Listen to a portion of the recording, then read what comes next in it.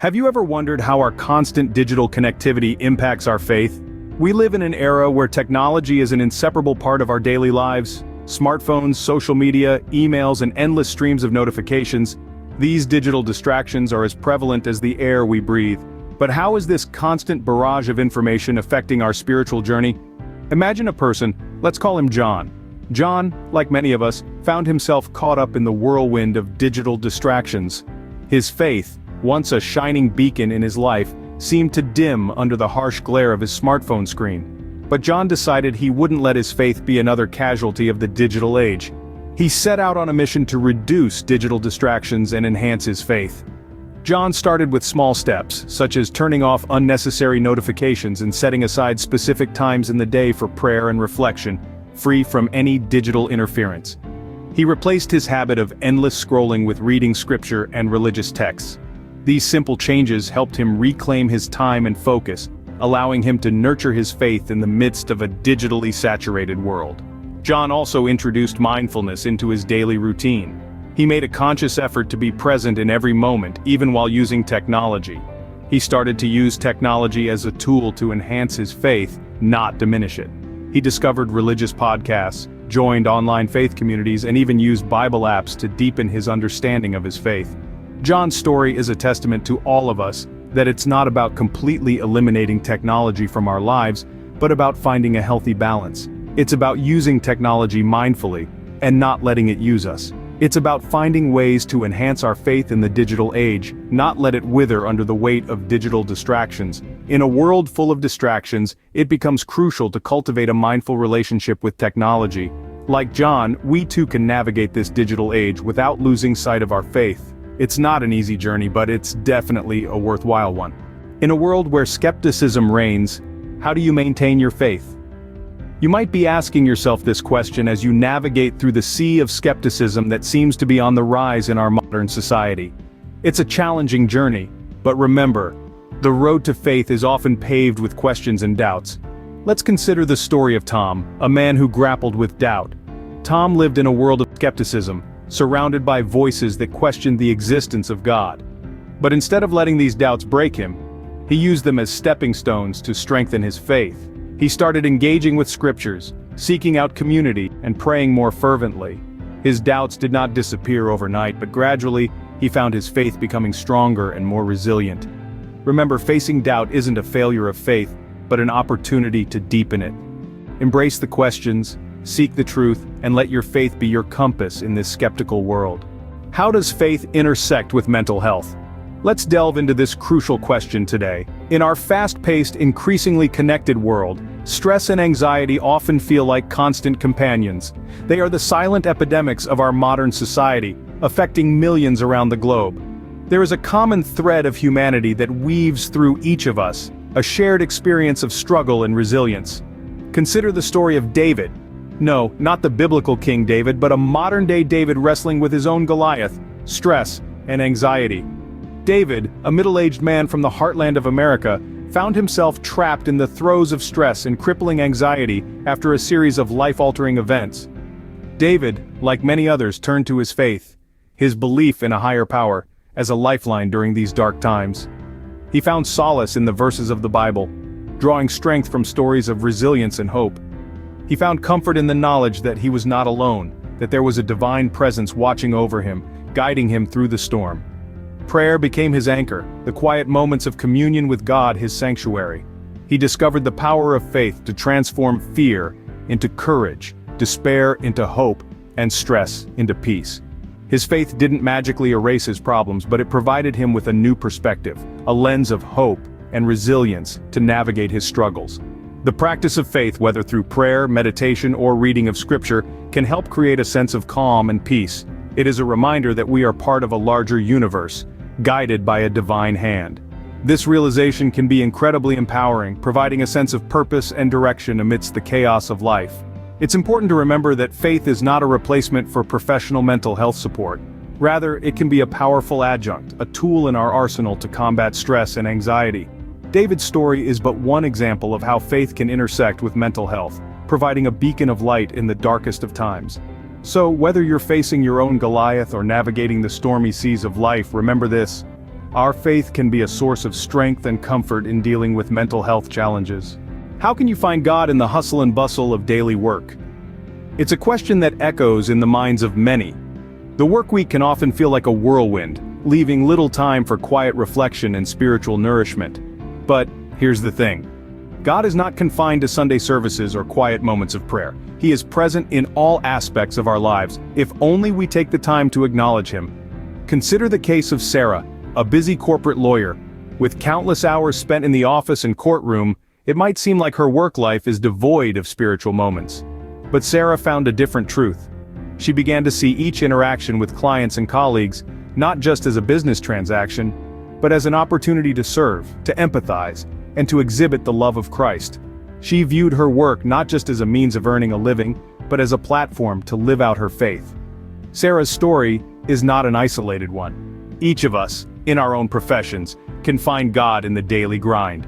It might be in the patience we show a difficult customer, the integrity we maintain when nobody is watching, or the kindness we extend to a colleague in need. We don't have to separate our faith from our work. Instead, we can integrate the two, seeing our work as a form of worship, a means of growing closer to God. God is not just found in churches, but in every aspect of our lives, including our work.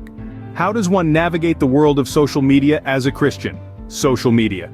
It's a world that's ever evolving, constantly buzzing, and undeniably influential. For Christians, it can be a challenging landscape to traverse. The pressure to conform, to present a perfect life, the potential for misunderstanding and conflict, and the sheer amount of time it can consume. These are all real challenges. Let's consider the story of Anna, a devout Christian who found herself grappling with these very issues. Anna was a university student, an active member of her local church, and like many her age, an avid user of social media. However, she began to notice that her time spent scrolling through feeds and engaging in online debates was not only taking away from her studies and personal relationships, but also her relationship with God. Recognizing the problem, Anna decided to act. She didn't abandon social media entirely. After all, it's a powerful tool for connection and communication. Instead, she started using it in a way that would benefit her faith, not hinder it.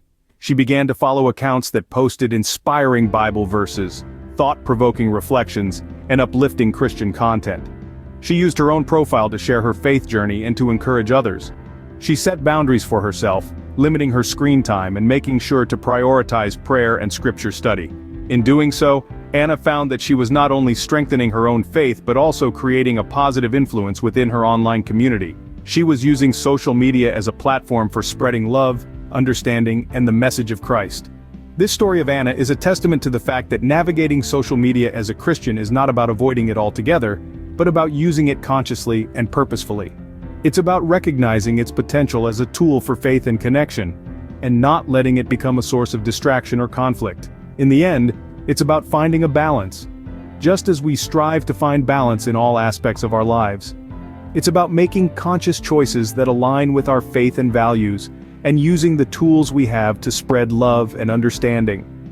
Social media, when used consciously, can be a tool for faith and connection. How do you build strong family foundations in a secular society? This is a question that many of us grapple with, especially in contemporary times. The challenges of raising a Christian family in a secular society are manifold.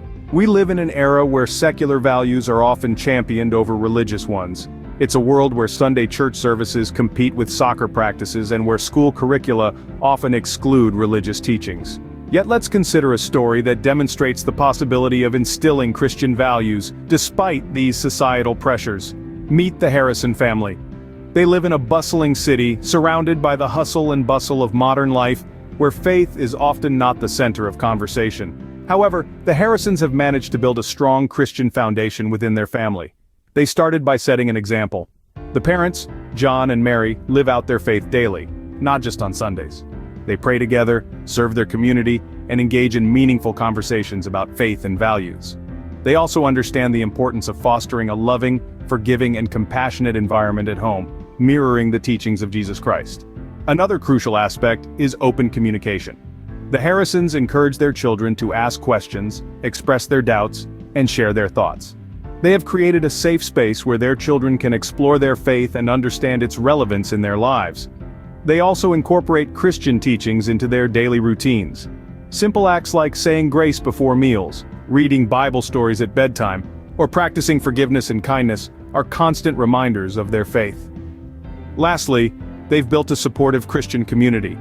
They involve their children in church activities, youth groups, and Christian camps, providing them with a network of peers who share their values and beliefs.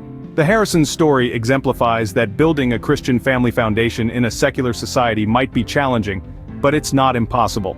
It requires intentionality, openness, and a commitment to living out one's faith daily. It's about creating a home that mirrors Christ's love, understanding, and compassion. So, let's take a leaf from the Harrisons' book. Let's strive to build strong family foundations that uphold Christian values even in a secular society.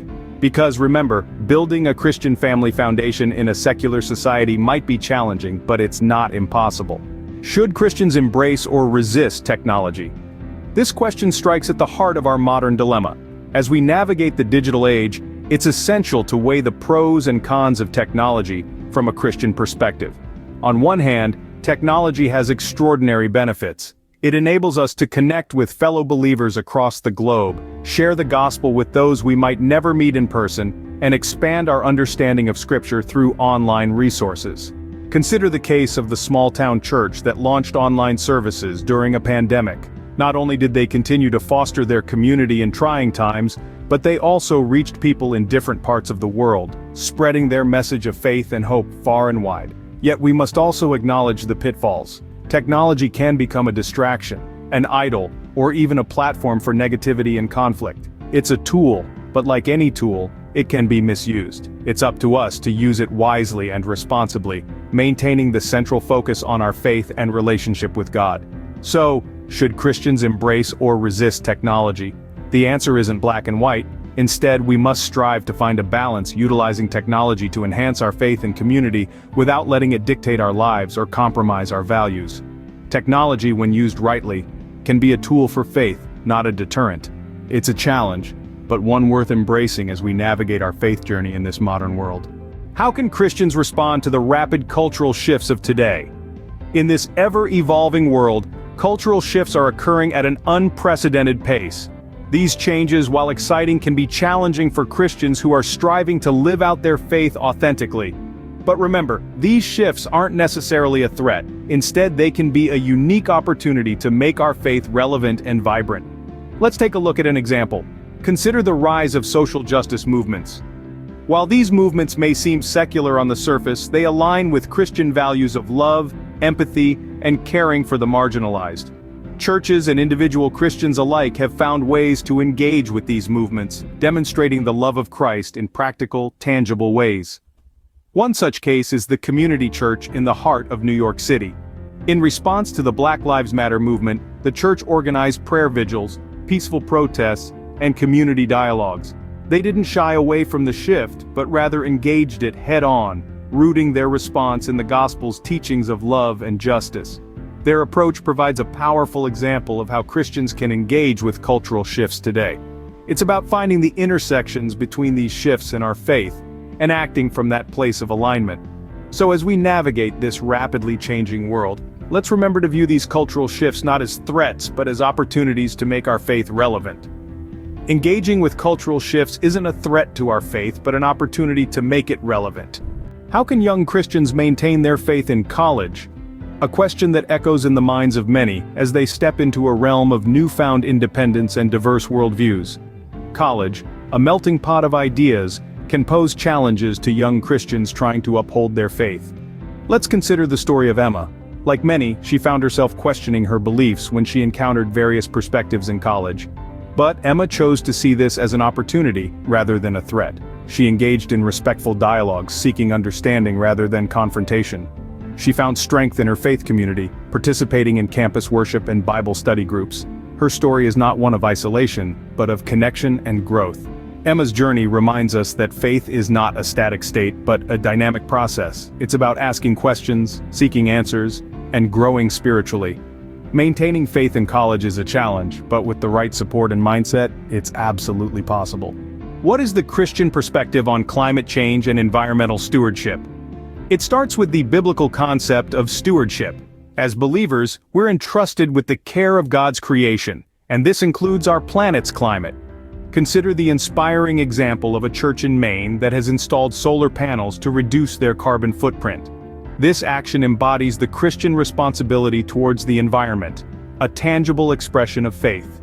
As Christians, we are called to be stewards of the earth, and that includes addressing climate change.